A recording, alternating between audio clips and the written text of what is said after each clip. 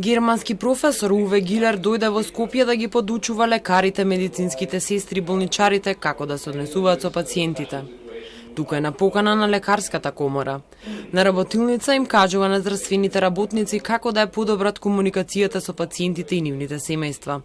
Прашања кои се отворија последниот период, по се почистите напади врз лекари.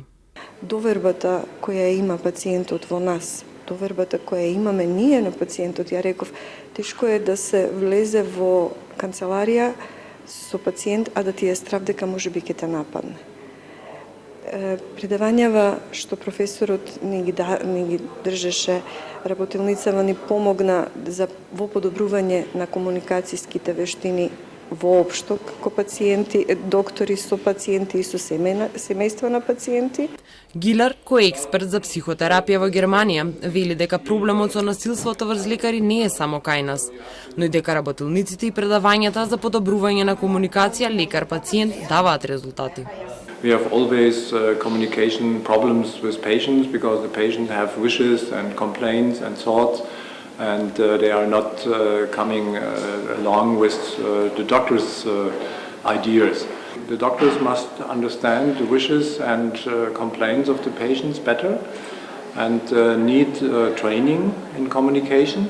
Оваа година 15 лекари пријавиле дека се нападнати или тепани на работното место. Тоа е речиси тројно повеќе отколку пред 5 години. Пред неколку месеци роднини на пациент претепаа доктор во Тетовската болница, а нападнат беше и доктор во болницата во Кичево. Пријави до МВР стигна и од медицинска сестра нападната во поликлиниката во Драчево и од медицинскиот персонал на ургентниот центар и клиниката за неврологија.